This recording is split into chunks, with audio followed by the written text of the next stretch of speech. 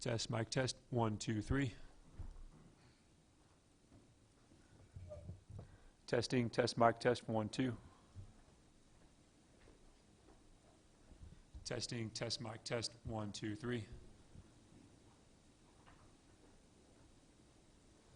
Testing, test, mic test, 1, 2.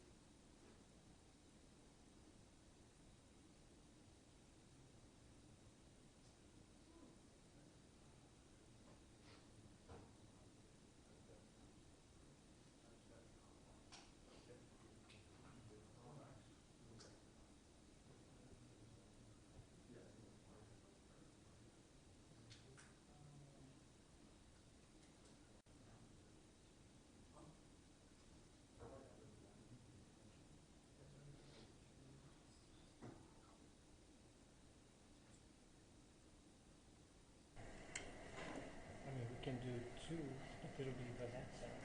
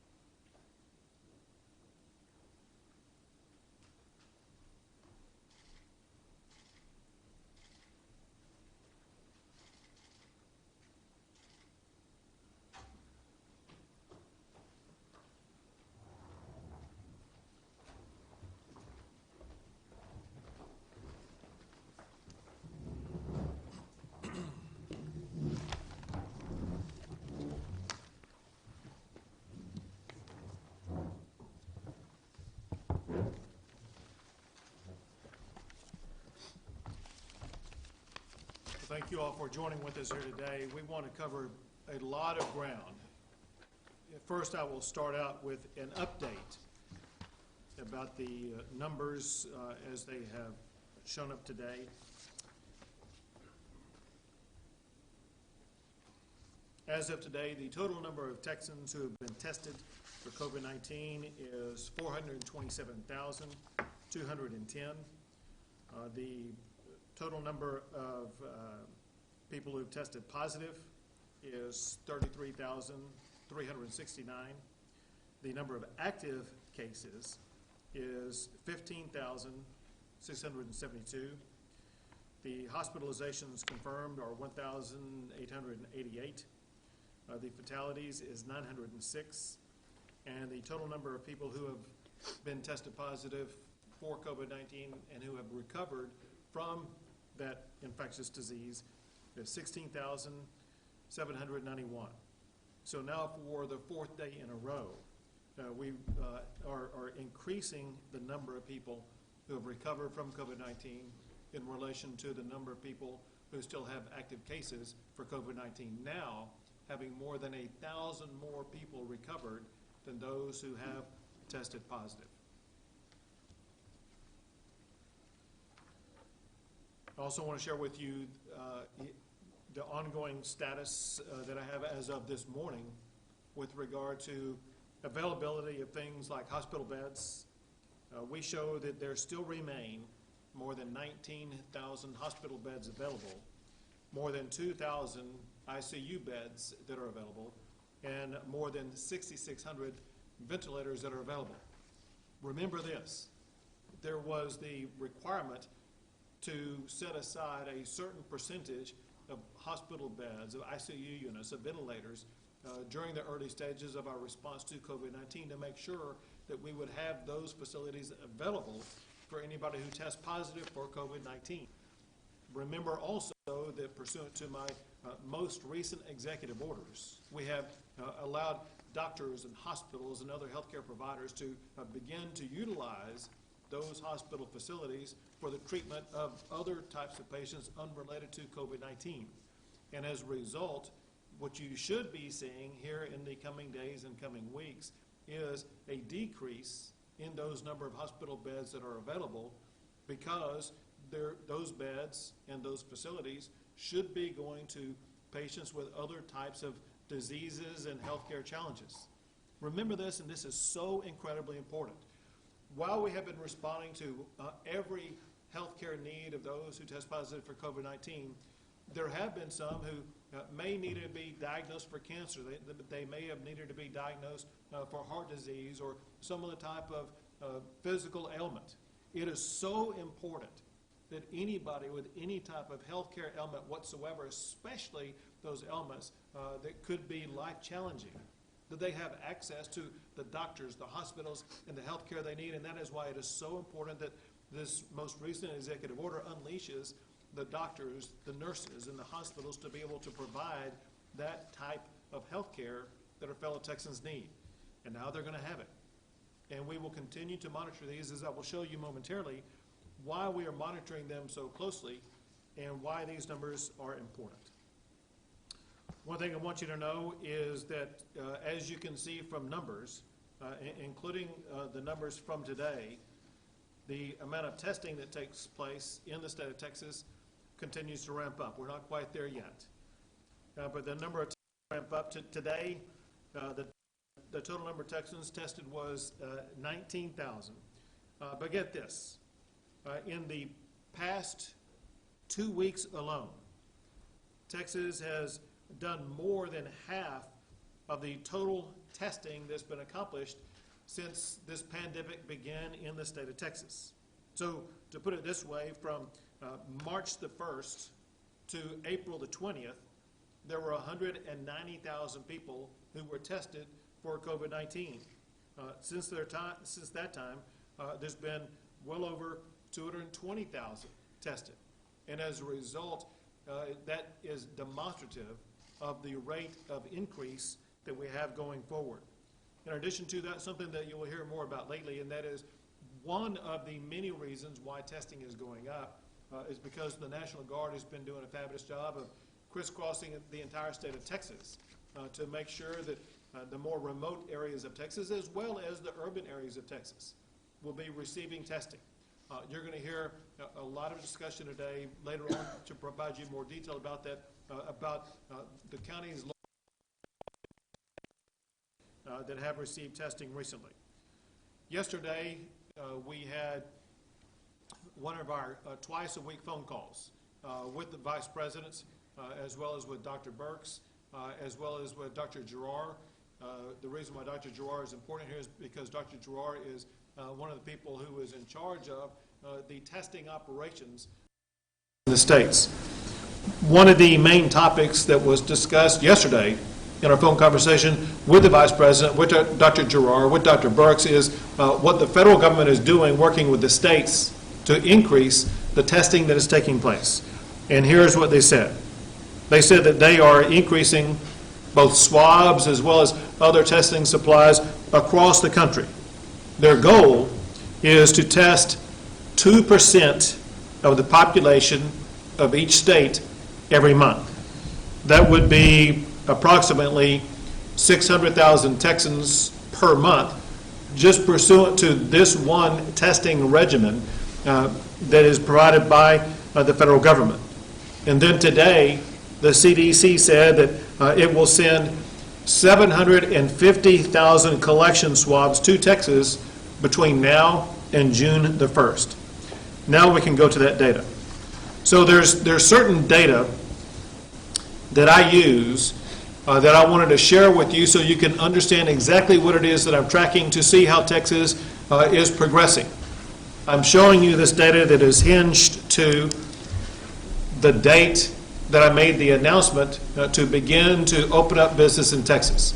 So one of these lines, the middle line, is for that date. The top line is 1 week before that. The bottom line is 1 week after that. Obviously, it doesn't have today's number in there, but I wanted to show you basically what we see, not just day to day, but also what I look at week to week to see how Texas is doing. So looking at column number 1, you see vertically the column of the people who are who are being tested. And you can see right there between April the 20th to May the 4th in that 2-week time span, we more than doubled the number of people who are being tested. So that is a good thing, but it's so critically important that people understand that just the number of tests in and of themselves is not all that meaningful of information. And I'll explain more why. The next column says new tested. Those are the number of people who were tested that day. So on April the 20th, there were 7,684 tested. As of the day I made the announcement to open up business in Texas, there were about 14,496 tested, and then as of yesterday, more than 16,000, almost 17,000 people tested. Again, good progression, always an increase in those tested. Again, the number tested is important, but as a number standing alone, that number is meaningless. That number is relative only to context. And the same is true with the next number I will give you. You will see going back to April the 20th, there were 553 who tested positive. You'll see when I issued my executive order last week, it was 666, and then today, as of yesterday, 784 who tested positive.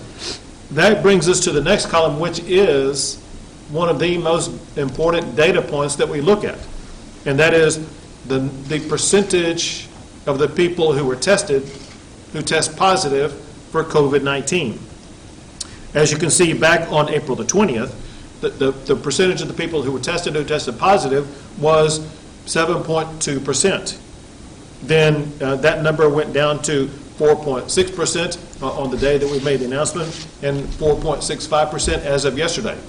Anything below 7.2% is going to be a good number. Remembering this, and that is if you were to go back earlier in the April timeframe, you would have seen that the positivity test rate was closer to 10%, in fact, sometimes over 10%.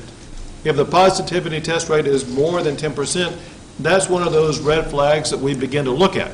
Not if it's just a one-off day, of testing more than 10% positive. But if there are multiple days and a trend line begins by getting us back up to a 10% positive ratio of those being tested and those being tested positive, that is a warning flag for us to keep track of. So one thing that I look at every single day is what is the percentage rate of those who are tested, who test positive. And so here's what this means when it says 4.65. What that means is that more than 93%, actually more than 95%, more than 95% of the people who are tested test negative. Know this, as you're going to hear later, we've been spending a lot of time in areas where there is a high positivity rate. It could be at meat packing plants, it could be at jails, it could be at senior centers where we're going in to try to identify everybody in those settings who may have tested positive. And despite concentrating on areas where we think there may be a high level, a number of people who could test positive, the fact remains that more than 95% of the people who are tested test negative. And so we have a lot of people in this state saying, well, we need to test far more people. The fact of the matter is there's people who are in Texas who have no symptoms whatsoever, have no need to go up to a testing site to be able to be tested. And as a result, those who are testing positive remains low. Another number that's very important in our analysis of how well the state is responding to this challenge is hospitalization rate. And you get that rate by going through these numbers. So look at hospitalizations per day. Go back to April the 20th, obviously it was 1,411. On the day that I made the executive order opening up Texas for business, it was 1,563. As of yesterday, it was 1,533. The fact is that if you were to go back and look at these numbers over about a month time span, you will see that those numbers on average are fairly the same. There will be some days when it'll be 100 or 200 more, some days where it could be 100 less. But it's been on the positive or negative side around the mid-1,500 level the whole time. However, understand this important fact, and that is over that same period of time, when the number of hospitalizations have remained on average roughly the same, the total active cases have increased. So go back to April the 20th and you see the total number of active cases at 13,257. Then look at when I made my executive order last week, it was just a little bit more, 13,464. Then look at yesterday when it was 15,358. So if you were to look at the total number of new positive tests, going back to the third column, you would see, well, that's an all-time high of 784. You would see that the total number of people tested was an all-time high, but yet you'll see that the total number of active cases was at an all-time high there. But during those highs, you actually see the hospitalization rate decline from 10.6, went back up to 11.6, now down to 10%. Actually, it was 0.998%. And so my point is this: even though we're testing more people, even though more people are testing positive, even though hospitalization rates, hospitalization numbers fluctuate, the hospitalization rate has remained steady or steadily declining. What that tells us is that Texas is fully capable of being able to manage the health care needs of everybody who contracts COVID-19. There has never been any evidence whatsoever that Texas either has or will be facing the types of challenges that we've seen in places like New York, New Jersey, New Orleans, or some of these other places where they were scrambling to amass the resources that were needed to respond to COVID-19. My point is simply this: Texans as a people, Texas healthcare providers as a group, have done a remarkably effective job of responding to COVID-19 to ensure that we minimize the impact in our state and minimize the necessity to tap into our hospitalization rates. Another thing very important, we go to this next slide, and that is the positive test rate is also declining. So we are testing more people, as I pointed out. So as a result, the number of people who test positive is going up. But importantly, the positive test rate is going down. As you can see on that slide, since April the 15th, we cut the positive test rate in half, from 15.52% to 5.76%. And that's all for that slide. As I mentioned also, the total number of recoveries has improved daily and has now surpassed the number of active COVID cases for the past 4 days. Now more than 1,000 more people have recovered from COVID, more than the number of people who have active COVID cases. Texas ranks third in the United States in the amount of recoveries from COVID-19. Now, it must be emphasized, the positive results that we are seeing are the result of one thing, and that is that Texans have been following guidelines about safe practices to reduce the spread of COVID-19. They've been following distancing practices. They've been wearing masks. They have been avoiding crowds, and they've been sanitizing their hands, all of the right strategies. Every single Texan has the full capability themselves to make sure they do not contract COVID-19 by practicing these very simple strategies. And it's important. It's important for this reason. Even though we have slowed the spread in the state of Texas, even though our numbers with regard to hospitalizations and those testing positive, they all look good, the fact remains this.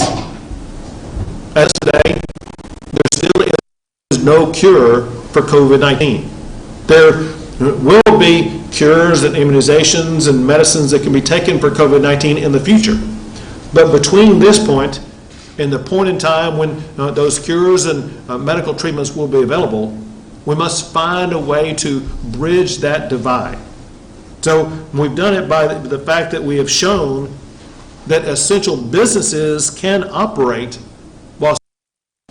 Remember this important fact, and that is before my executive order on April the 27th to open up, to begin to increase economic activity in the state of Texas, long before that, going back to the time of my essential services order, there were many essential services operating in the state of Texas, whether they be grocery stores, restaurants for carry-out purposes, hardware stores, industrial manufacturing facilities, construction, all different types of activities like that. Those businesses were operational at a time while COVID-19 spread was being reduced. So we can open up business if we follow those same very strategies those businesses were using, and that's exactly what we need to do. By following those same safe strategies, we can also show that we now can have non-essential businesses operate while still containing the spread of COVID-19. Our ability to show that we can coexist with COVID-19 depends on ongoing efforts at good hygiene to continue to slow the spread. So it's up to Texans whether or not we remain open and, in fact, open up even more, or alternatively, if actions have to be taken that would lead to greater containment in certain areas. If Texans stop using the distancing strategies that they have been utilizing over the past month, they will cause an increase in COVID transmission. If that happens, it could lead to some counties having to impose stricter standards. Well, one thing I want to do today is to make some clarifications and modifications to the executive order that I issued last week. So there was one thing contained in our executive order last week that there was some uncertainty about, but it was still contained in the executive order. And it involves funerals, memorials, and burials, and then I'm going to add to it something that was not in that executive order, and that is weddings. So for funerals, memorials, burials, and weddings, they are all treated the same as church services that have limited seating arrangements. And you'll need to go back into the guide that I issued at the time to see what those seating arrangements are for church-type gatherings. Understand this, and that is, whether it be for attending church or attending a funeral, memorial, burial, or a wedding, we strongly encourage at-risk populations to try to watch or participate remotely, remembering this very important point, and that is almost 75% of the deaths from COVID-19 in the state of Texas are a result of people contracting COVID-19 who are age 65 and older. We can go so far to reduce deaths in Texas if we do even more to protect the most vulnerable 65-year-old and older population from being exposed to COVID-19, and that requires in part that people in that age cohort try to remain at home if at all possible. So in addition to that, for funerals, memorials, burials, and weddings, we for the vulnerable population, we would also recommend the provider of those services to consider designating an area for the at-risk population. Additionally, the standards that are applied to churches, that apply to these types of settings, they include alternating rows, meaning skipping a row, and trying to have an area of 6 feet spacing between parties. One individual from a household may sit with another individual from a household, or I'm sorry, from another household. Otherwise, limit seating to household gatherings alone. Now, for weddings, we want to make sure that at wedding receptions, the same type of practices are used at wedding receptions as are currently used with regard to restaurants that are open. That would mean generally 25% of listed occupancy, no tables more than 6, keeping seat space at least 6 feet from other tables, and maintain 6 feet separation between parties. Bottom line is, for wedding receptions, go look at what the standards are for restaurants and comply with those standards. Another clarification that I want to provide based upon the executive order that I issued last week. If you recall, there had been an executive order about being able to walk around in parks. And in that executive order, one thing that we removed from the previous order was the need to wear a mask when you're in a park. We said we highly recommend that people wear a mask, but there would be no mandate or penalty or anything like that if you failed to do so. Remembering the fundamental premise, and that is, if you wear a mask, you are ipso facto decreasing the possibility that you will be contracting COVID.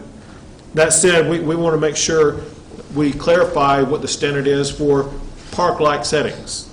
That includes beaches, lakes, and rivers, including river rafting. All of those categories, the categories of beaches, lakes, rivers, including river rafting, are to be treated with the very same standard as parks are to be treated. So maintain at least 6 feet separation from others where possible, who are not within the same group. Groups at beaches, parks, lakes, and rivers may not exceed the greater of the number of members from a household, or up to 5 individuals who travel together. Also, I want to provide further clarification on restaurants. So for restaurants, there was and is a seating capacity limitation of 25% that applies to indoor seating. It does not, however, apply to outdoor seating. If seating is outdoors, however, the same distancing standards are required as are imposed for indoor seating. Now, in my remarks last week, I said this. I said that we want to see certain operations open up as soon as possible, including barbershops, hair salons, bars, and gyms. And I said at that time that we were working with our medical team and the industry to open these as soon as possible. Well, beginning that day after I issued that executive order, we went to work that day and every day since then, working with local businesses and industry leaders in these businesses. And we are grateful that so many small business owners for what they did in working with us to try to hammer out some strategies that met with the approval of our medical team.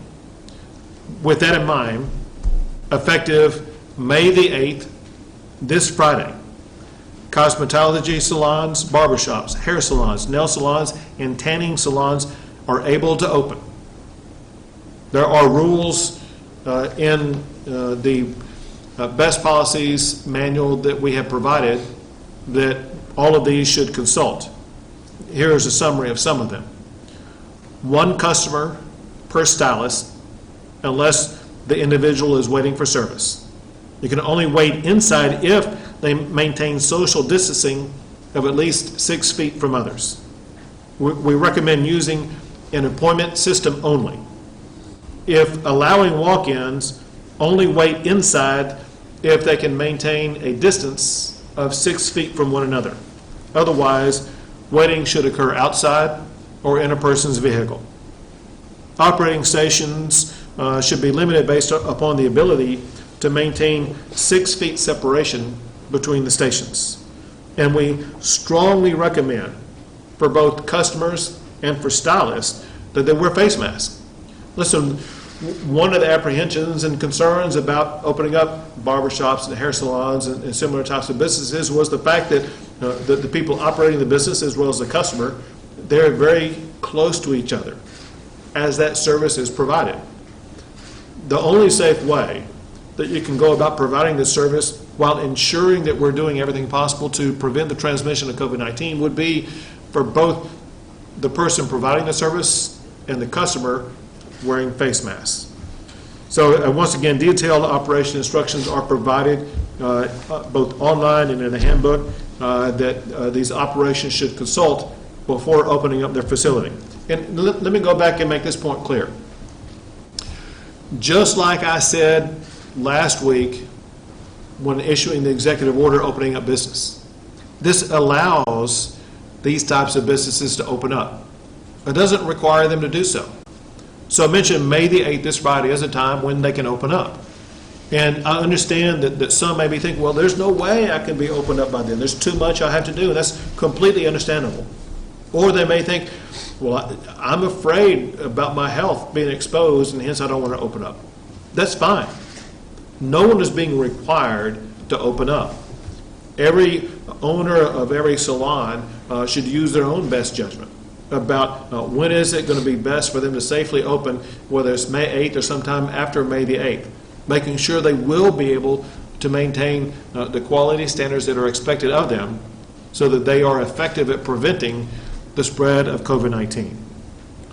Now, we've also had the ability to work pretty much on a daily basis in talking to owners and operators of gyms and exercise facilities, finding out what strategies work, finding out the types of sanitation activities they do have and where sometimes they don't have adequate sanitation practices. And we know that these proprietors of these operations, they have a need for the income, but also they have the ability to provide their service in a way that will not cause someone to contract COVID-19. As a result, we are going to allow gyms and exercise facilities to open up beginning May the 18th based upon these guidelines. Initially, they can open up to 25% capacity for the gym component. What I mean by that is that there are some type of gym and exercise business operations where they don't do so within a gym. They may do so outside. And obviously, if you're outside, you can't have a 25% capacity because who knows exactly what that means. What you have to do is you have to maintain safe distancing practices if you're outside, making sure people are not close enough where they can transmit COVID from one person to another. As it concerns gyms, for the initial time period, until we're able to both get better strategies and get better control of COVID-19, showers and locker rooms must remain closed during this first phase. Again, detailed standards will be provided. Here are a few. All equipment must be disinfected after each use. Customers should wear gloves that cover the whole hand and fingers. So why this? Obviously, one of the reasons is when people touch their hands on a piece of equipment and then they touch their face, they could transmit the COVID-19 germ and hence contract COVID-19. Customers should wear gloves that cover the whole hands and fingers, as I mentioned. They must maintain 6 feet social distancing inside a gym. If individuals bring equipment such as a yoga mat or something like that inside a facility, it must be disinfected both before and after use. And again, there are more instructions provided online. Now, bars is another area that we want to open. We want to open because we know the customers like it, but also we want to open because we know that bar owners desperately need to open up in order for them to have some level of income, for them to pay their bills. But the fact is that we are still working on safe ways to establish safe distancing at bars. You know, to some extent, you could make an argument that a bar could be set up in the same way that a restaurant is set up, where you have just a small limitation on the number of people who sit together with safe distancing, and that could be a strategy that could be employed by some bars. But we also need to recognize kind of the very nature of a bar, and that is it brings people close together in a closed space, in a setting that really is the type of setting that promotes the transmission of infectious diseases. So what we need to do is, just as we showed that we could work very rapidly with regard to responding to hair salons and barbershops, we want to hear from bars about the types of strategies that you can use, understanding this key point. Not all bars are the same. Some bars would be massively large and could easily set up operations that would be able to effectively employ distancing strategies. What about small bars? How would you operate that way in ways that would ensure that you are preventing the transmission of COVID-19? We need to hear details about all different types of issues like that we can run by our doctors so we can make better assessments so we can open up bars again as quickly as possible. Now, another category that I want to provide some clarification on. Before my last executive order, manufacturers were considered to be providing essential services. But there was some lack of understanding about maybe what would be categorized as non-essential manufacturers. And so we want to make sure that non-essential manufacturers have the ability to open up also. They will be allowed to open up effective May the 18th. Let me explain to you why the 18th for them as well as for gyms. The reason is, in our discussions with these manufacturers, they can't just turn it on a day's notice.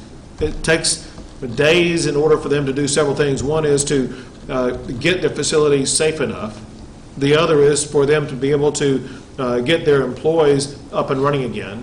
But whenever you open up a business, there are ancillary businesses that also must be open, such as the sanitation component of your business, the people who will clean up the business operations, the people who will be in charge of janitorial control, all these other different things and strategies involved in how a business operates. Because they may not have the capacity to get those up and running immediately, there needs to be some time period in which they have to be able to get all their strategies in place to be prepared to open up. So they will be allowed to open up effective May the 18th with a 25% occupancy limitation with a staggered workforce, meaning that, you know, some people can come in and work during some hour period, like for one 8-hour period, another come in for another 8-hour period, or stagger it different ways. People come in at 2-hour segments. Whatever strategies work best to make sure you're not having everybody congregate going through the same door all at the exact same time. Also, for these non-essential manufacturers, it is important they maintain 6 feet separation between individuals. If that cannot be done, they must employ social engineering controls like plexiglass between workstations. Now, also, we want to expand the businesses that can open up that are located in office buildings. They too will be able to open beginning May the 18th under certain circumstances. Here again, one reason behind May the 18th is because there will need to be janitorial services, there will need to be other services employed in that building. It's going to take a while for the owners and operators of that building to be able to get all of the different types of staff that are needed up and running to be in place by the time the building opens up.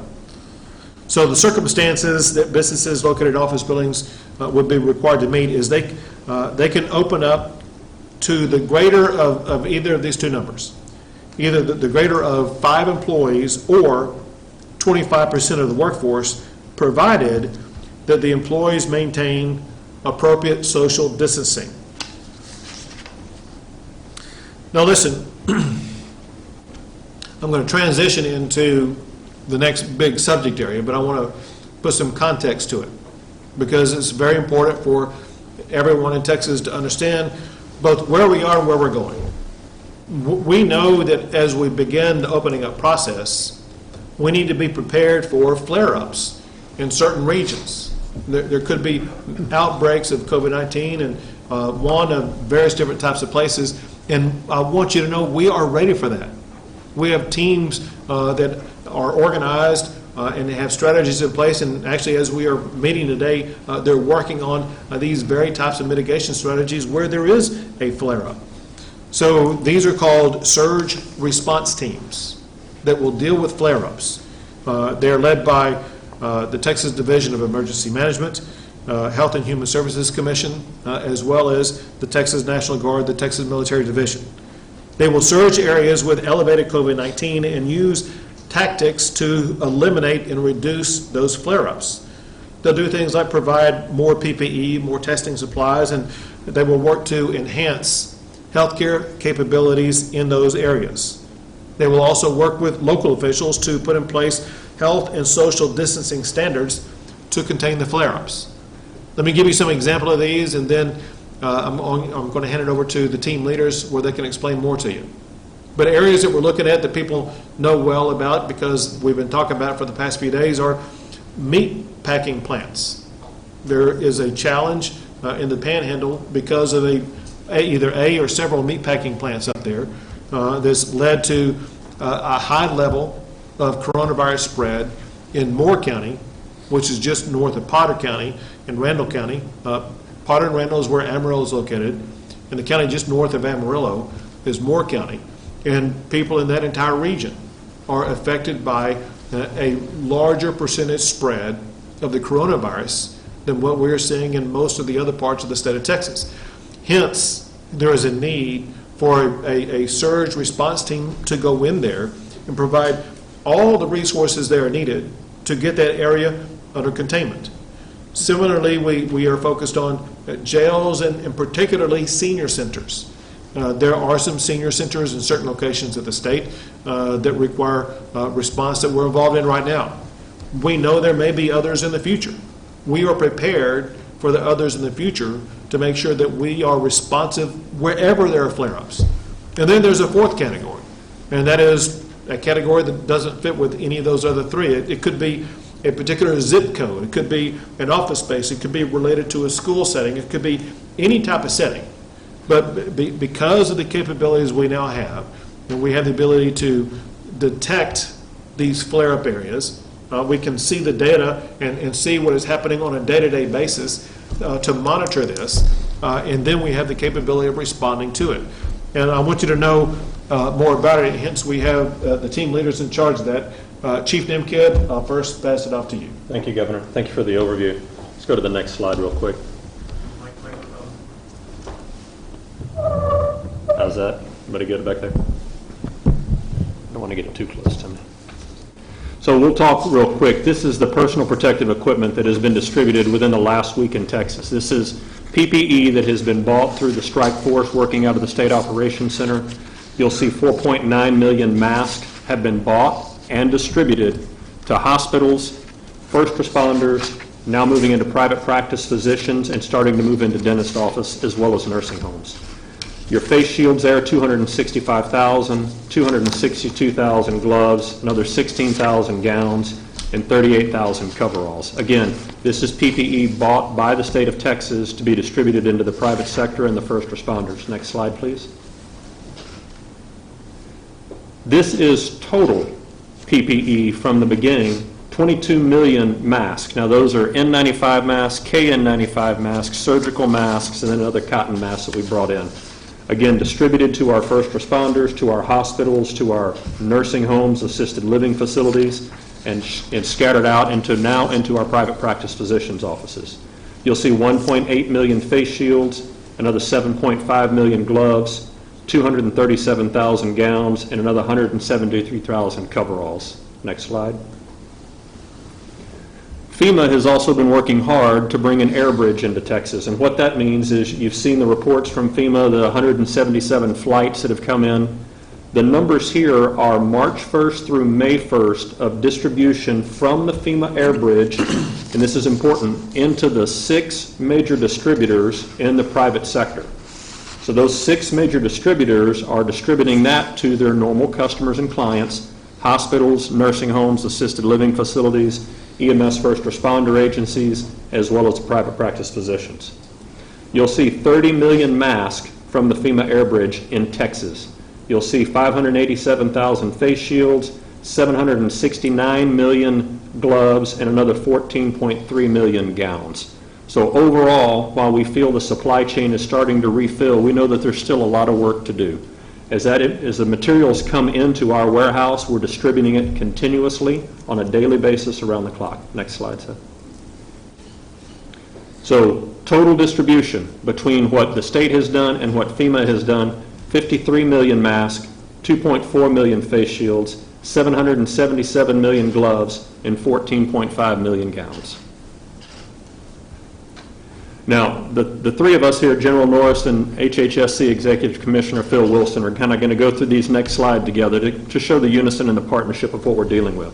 So General Norris will take this next slide and talk about the Texas Military Department and the mobile test collection update. Thanks, Chief. Currently, the Texas National Guard has 3,079 soldiers and airmen on duty right now. And as you see on this slide, currently 1,262 of those are dedicated to the mobile test collection. We've collected over 11,000, close to 12,000 specimens, and we're in 158 counties. And there's a slide down the road that'll show the counties in the next couple of days that we'll be at. We have a call center, which has been expanded from about 70 to 124 military personnel who are answering the phone. You can see the volume there, so we're getting close to 42,000 total call volumes. The call center starts at 0800 every morning. There is a wait time of about 6 minutes. We are working to get that time down. I know one day we did have it a minute 14 seconds was the wait. And then also, again, is showing the by appointment only and the phone number in order to make appointments across the state for tests.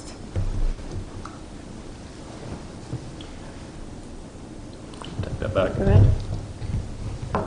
I promise you we will clean this before we touch it again. You'll see the 158 counties that General Norris mentioned and over 11,000 collection sites taken there. And you'll see over the next 2 days, these are the counties that we will be going into or going back into to continue to do testing from the mobile teams. Now, I think it's important that we point out this slide. This is only what we're doing with the Texas Military Department teams that are in the field. We know that there are additional locations, of which we'll talk about on the next slide, that you can get a COVID-19 test. So this website here is very important. I think we've done a pretty decent job of trying to get this website out, Governor, but I'm talking to people every day that don't know that this site exists. So COVID test, COVID-test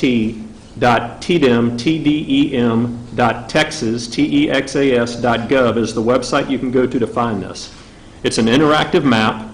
It will find your location on your smartphone or tablet, and it will tell you within 1 mile to 100 miles how many COVID-19 testing locations are available to you. You can slide the scale back and forth by dropping the pin or adding your address in there. Each one of these icons there is a location. When you mouse to that location and click on it, it will give you the name of the location, the address of the location, the telephone number of the location, the hours of operation of the location, and it will tell you if you need a physician's prescription or if you can come in without an appointment. We really need your help in getting this message out there. There are 424 locations available today in the state of Texas to go get a COVID-19 test. Next slide. Talk a little bit, and the three of us will share this surge response team that the governor mentioned. Our goal is to quickly respond to any outbreak in any location. And so you'll see the Texas Division of Emergency Management, our Texas Military Department, our Health and Human Services Commission, the Department of State Health Services, our Emergency Medical Task Force, which are the true heroes out there. They're our frontline responders organized together and responding to support us. And then one of our close associates, BCFS Health and Human Services. You'll see the venues served there of nursing homes, prison, packing plants, and really any other location that gets identified. Next slide. Phil, you want to talk about Thanks, Neb. Good afternoon, everyone. My name is Phil Wilson. So math tells a story. I think that's interesting. There's a lot of statistics up here today about where things go. And through these surge teams, we're able to tell a story and see what's taking place. So far, we've had 47 surge teams go out, and they've gone to places all over the state.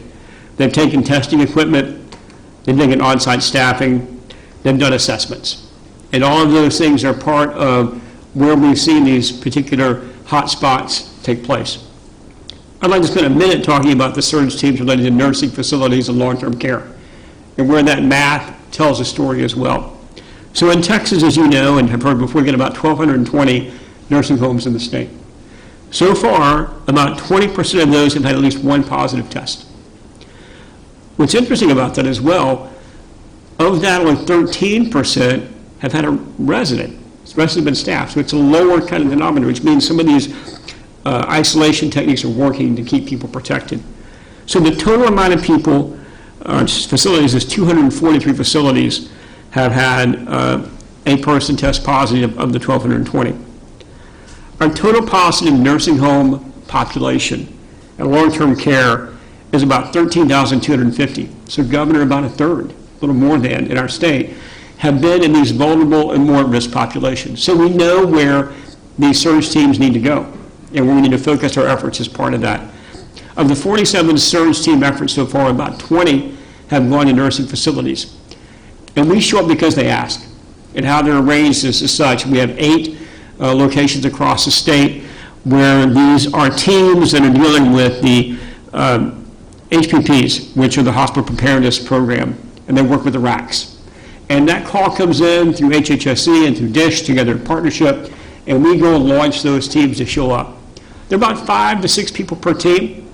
These 8 teams are lined up, and more resources are ready to go as necessary with paramedics who are really good at going into this facility, and they've had this first thing, and we did insist upon everyone getting tested.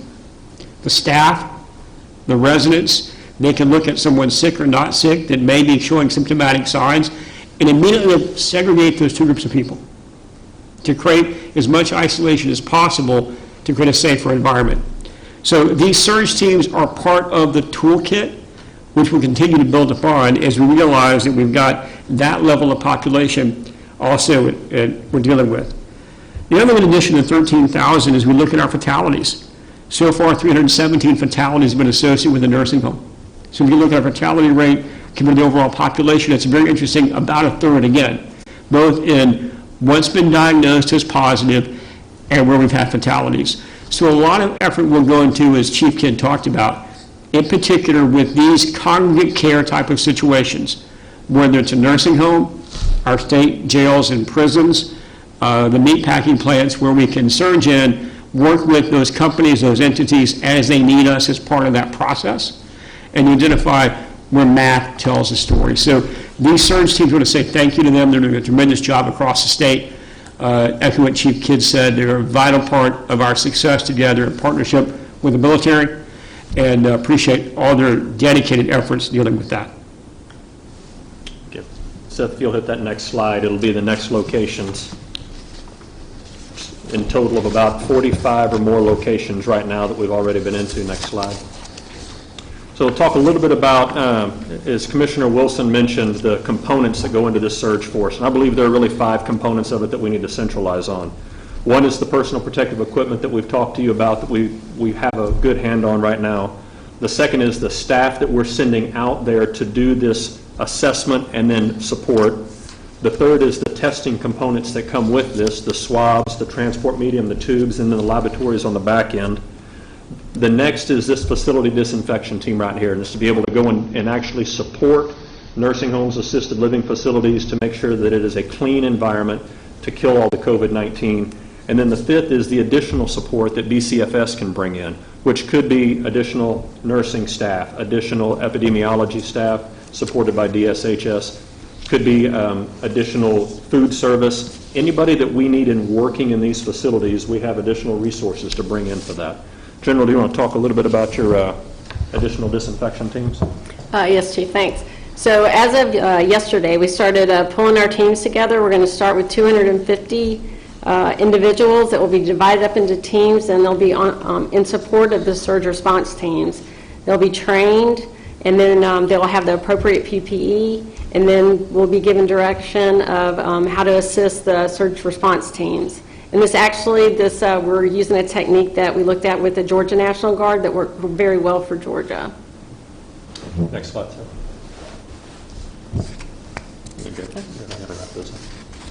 Oh, well, thanks.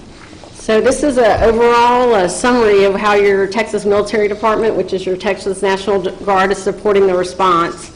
We're operating out of 13 armories, which are also being used to help with warehouse PPE. They're in 9 food banks, and as you see, we've served over 16.9 million meals to families in need. I've already talked about the call center and the testing, and then we never really had to use any of the alternate healthcare facilities due to how our hospitals reacted at the beginning of the response, but the engineers in the National Guard, your Texas National Guard, did 112 assessments in case those facilities were needed. And actually all the document of those assessments are going to the counties, so they have those for the future. Then one thing I did want to add in conclusion, I said a moment ago, and the governor touched on this, I think it's important, is we're making a very rigorous effort to continue to forecast for the future. So once again, Matt tells a story. There's some really smart people who are so supportive of this effort, who are working with DISH and collaboratively as part of the effort with epidemiology about where this might be going next and what the tail signs of that are. And so the more and quicker we're able to respond to that with whether it's a surge team or a mobile testing program or any other way we get there, working with the private sector as well, that forecasting tool we continue to build upon allows us to know more. Hence why we test everybody when we go to a nursing home or long-term care, working with the meatpacking facilities as talked about, our jails and prison, because the more you know where it's going to go, the more you can stay in front of that. So that's a great use of technology and people. Thank you, Commissioner. And then wrapping this back up, Governor, before we turn it back over, I want to focus a little bit on the Panhandle and Amarillo, the meatpacking plants, and conversations with the CDC, who has teams on the ground there right now, with USDA, several conference calls over the weekend, continuous improvement. Dr. Hellerstadt's staff that's actually in the field up in Amarillo right now, working with the mayor there and the local emergency management folks to get our arms wrapped around the 5 different plants there that have approximately 12,000 employees, to make sure that they get tested, that the use of the facilities inside is as clean as possible, that the transportation to and from the facilities are addressed, and that the housing needs of those residents that work back and forth in the community, that we're actively and accurately watching what they're doing and providing all of the state and federal resources we can to support them. As you've heard, these teams are ready to go. We will continue to push them out, and we're very thankful again for our local officials and first responders that are supporting the effort. Very good. Anything else? All right, Dr. Hellerstedt.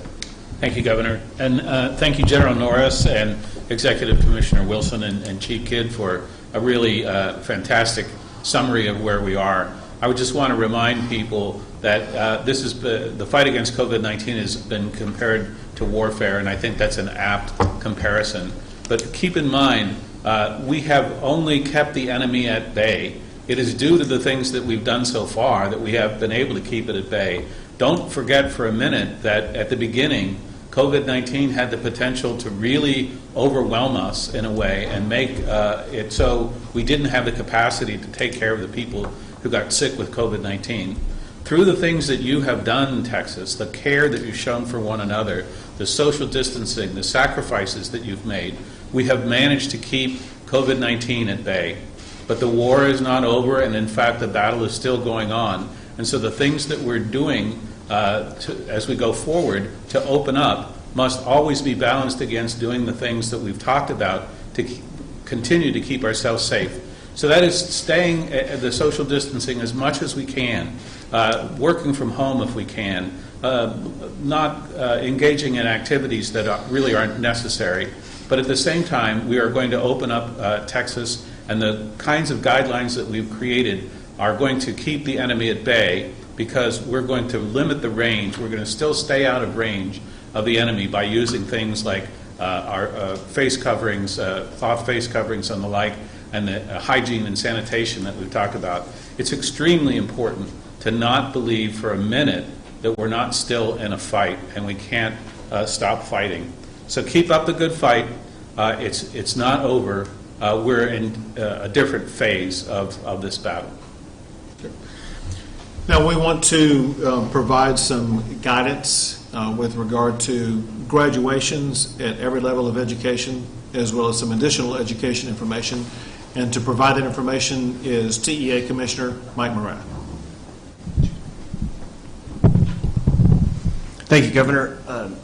We, in working with the Strike Force to Reopen Texas, having collected feedback from countless numbers of educators, really hundreds, if not thousands, of teachers, principals, parents, students, a huge number of superintendents actively working to solve problems for kids in their community, school board members. And in consultation with the best medical experts, using the latest research on the spread of the virus and the virus properties, we are publishing today guidance that will allow high school graduations and, in fact, end-of-year promotion ceremonies, so think kindergarten graduation ceremonies, to occur in schools subject to certain constraints. And when you think about the way graduation ceremonies could potentially proceed in our current context, we have a huge number of school system leaders that have actively been preparing for virtual graduation ceremonies. Imagine 5,000 people on a Zoom call, as it were. And that has been approved for some time. What we are announcing today is additional approvals. One type of ceremony which many school systems have expressed an interest in, a hybrid ceremony where students come in one at a time. The photo is taken, perhaps a short video of them. That's put together as a seamless video ceremony that can then be streamed as a group but remote activity. So hybrid ceremonies are approved subject to certain constraints. As well, vehicle ceremonies. So going to drive-ins or drive through the town square, that sort of thing, are approved. Again, subject to certain logistical constraints based on the best medical evidence to keep people safe. And last but not least, outdoor graduation ceremonies. Think of what you may have seen at the Air Force Academy a few weeks ago with similar measures. Again, appropriate distancing between people, appropriate distancing between family groups, while maintaining the best procedures to keep each other safe. Education as an endeavor for high school students is something that they have spent 13 years of their lives on, with educators pouring love and skill into them over the course of their educational career.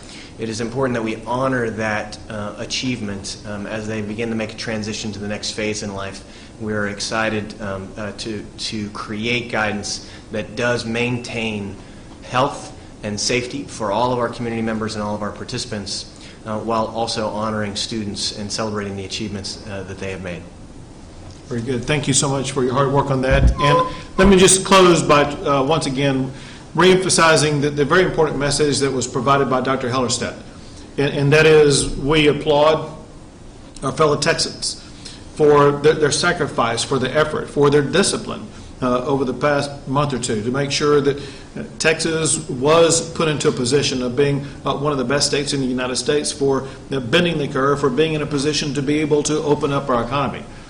Our ability to continue that effort will also be hinged to how well Texans respond in the future. You have demonstrated the full capability of doing exactly what you need to do to practice safe distancing, to wear face masks, to wash your hands, to do the kinds of things that will reduce the spread of COVID-19. We urge you to continue to strongly maintain those practices so that Texas can continue to expand our businesses. We know that no one knows better than entrepreneurs in the state of Texas how to grow a business. And we need to be able to unleash those entrepreneurs, and the best way we can do that is ensuring that they all have the safety standards they need to make sure that they can succeed. As we go about doing exactly that, Texas will once again be the leading state in the United States for doing business. With that, we'll take some questions. Governor, the whole enforcing the businesses that are not in compliance, who's going to go out and actually enforce that? Who's going to be looking out for that? As people, can we report something like that, or different government agencies will set it? So there are different ways the enforcement takes place. One way is at the local level, where they have the authority to do that enforcement. Another is at the regulatory level. Another would be at the state level. So it just depends on what the violation is and who is taking the enforcement action. That fine that's going to be paid, will that go prospectively depending on who Correct. issues the fine? Correct. Governor, you said you're listening to doctors as we move forward, but medical experts have said we need at least 2 weeks' time to judge whether this openings on May 1st are leading to a new surge in coronavirus cases. So how can you decide that we can safely open up more right now? Sure. What experts are you, name the names of the experts you're relying upon. We've spoken to a number of medical. Just give me their names. We talked to Dr. Don Carlo, Dr. Safety, several in Texas, Sure. and at Harvard and other. Okay. So I personally talked to Dr. Birx. I personally talked to Dr. Fauci. I personally talked to Dr. Mark McClellan, the former head of the FDA, former head of U.S. Medicaid and Medicare. He is part of the 4-doctor team we have on our staff. I personally talked to Dr. Parker Hudson. Dr. Parker Hudson is an infectious disease specialist in charge of tracing and tracking COVID-19 in Texas. He's with the University of Texas Health System. And I talked to Dr. Hellerstadt, and I talked to Dr. John Zerwas. And so I will put their advice up with anybody else. The plan that I announced was looked at by Dr. Birx, and she wrote, "This is a, quote, great plan." And so how do I know that we are on an adequate trajectory and this plan fits within that trajectory? Dr. Birx herself has said it. All these other doctors have said it. And so there's always going to be a difference of opinion among doctors. Just like all these experts said that the Texas was going to have all these massive deaths, that was going to have the high water mark of more than 260 deaths per day, never turned out to be true. We are operating based upon the numbers that we have had, that I showed you what the trajectory looks like. The trajectory in Texas looks good.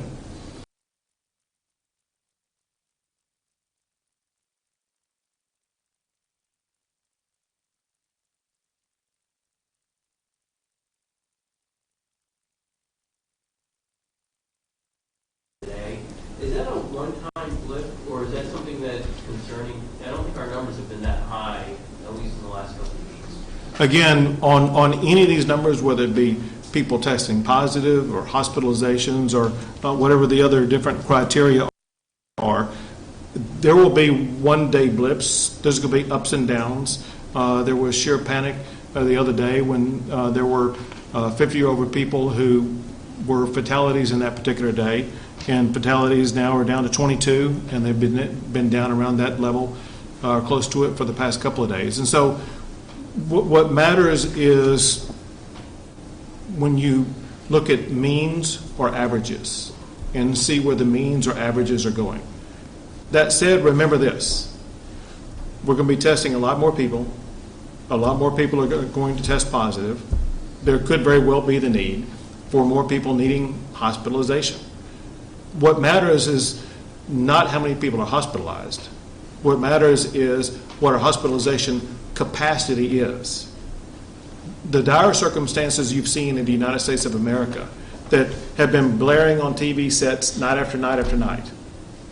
First it was Italy, then it was New York, then it was New Jersey, Washington State, New Orleans, Chicago, Detroit, all because they did not have the hospital capacity to deal with the challenges.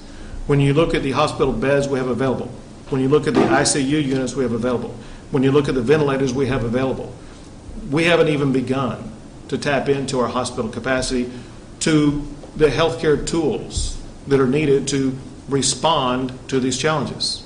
And then again with deaths. One death is one too many. But if you look at the number of deaths, they are far lower in Texas than they are in almost any other state. Yes? There's the audio of a call that you had with state lawmakers where you did say that, with more businesses reopening, there could be increases in infection rates. Do you worry that this could make you seem like you prioritize, businesses over lives? And also, at what infection rate would you consider rolling back some of these measures to reopen businesses? Sure, I think everybody recognizes, it's been said frequently, that as a society does begin to open up again, it could lead to increased infections. And that's exactly why we have this surge team in place. And that is, if infections get out of control, we will be able to quickly respond to it. It's also why both the state as well as local governments have established these test and trace teams. The reason why you have those teams is because as you open up, there will be someone who will test positive, and you want to trace it back to see where it began, and so you can test all those people and be able to maintain their isolation so you can minimize the further expansion of COVID-19. Is there a specific infection rate you have in mind for possible further action? No particular rate unto itself. What we look at are trends. And again, there could be a one-off rate where there's a meaningful increase for a particular day or 2 days. What matters are trends. And again, what matters the most are these factors. What matters the most is that we have the medical capability of responding to the healthcare challenges of the people of the state of Texas, including those who test positive for COVID-19. We have an abundance of healthcare facility. The thing that would compromise that would be a meaningful, sustained increase in the number of people who are hospitalized. And hence, one of the foremost things we will look at will be hospitalization rates. And there's another coefficient there that's important, and that is, what is that rate in relation to the overall number of people who are testing positive, the number of active cases? In New York, in some regions, the hospitalization rate was in the 30 or 40 percentile of those who were testing positive. In Texas, it's remained relatively low. Again, you got to look at multiple numbers. There's no one single number. When you look at the numbers, is our medical capability of responding going to be compromised? If so, it may lead to changes in a particular region. It could be a county, it could be part of a county, it could be a region of the state, wherever there could be an outbreak, that may alter what the dynamics are on the ground in that particular location. But if you look at where we are now, if you look at how Texans have responded now, and if we are able to maintain that response, we shouldn't have any challenges. Governor, does the state have projections on what the infection rate will be with these relaxed orders that you're rolling out, as opposed to have the stay-at-home order in place? Yeah, I'm going to pass that to Dr. Hellerstedt.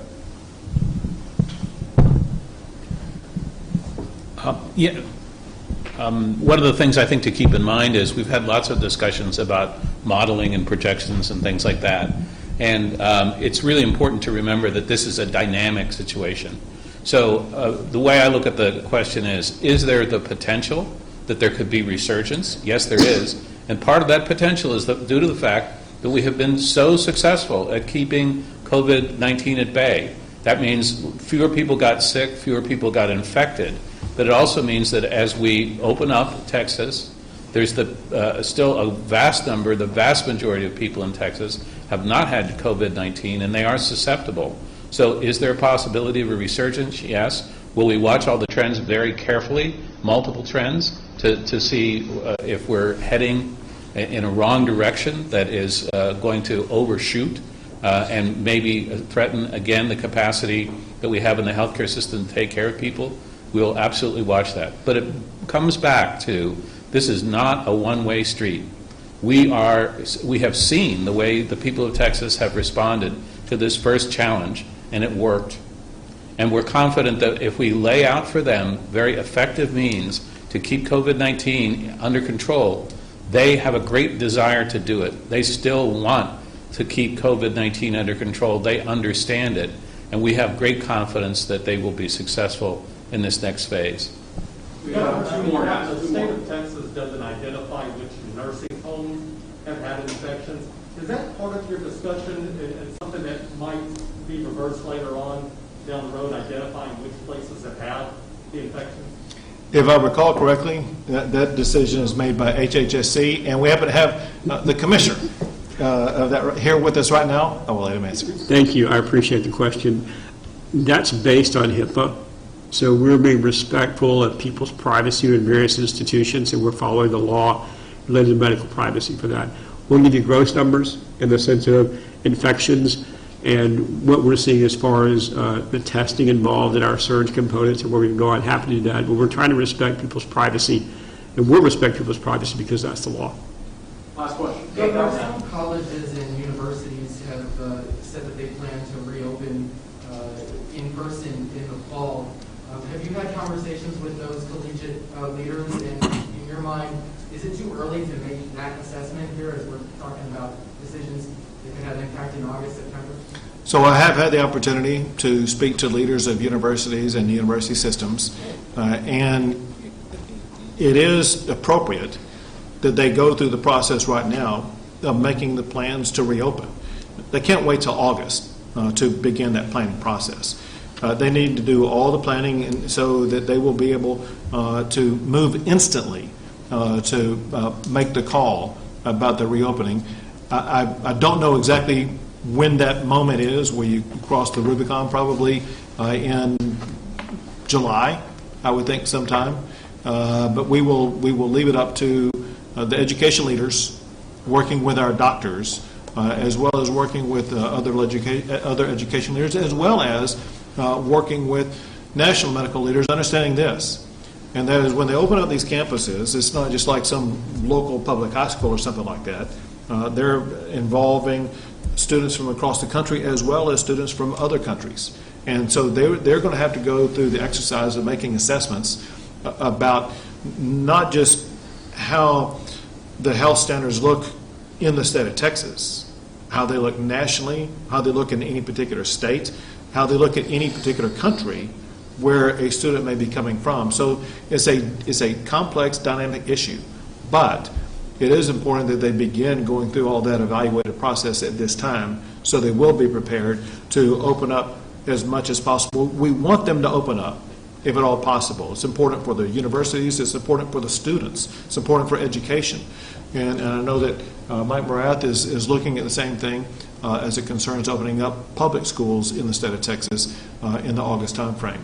I will share with you this last thing, and then we're going to go, and that is a recommendation that was made by Dr. Burks on our phone call yesterday.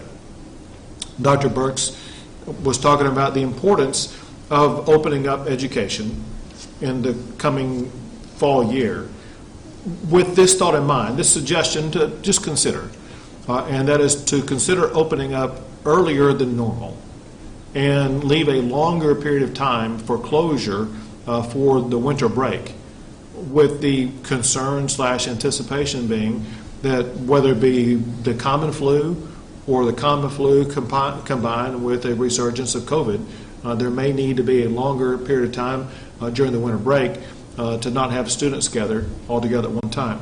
So it's those types of issues that we constantly look at as we go through that decision-making process. Thank you.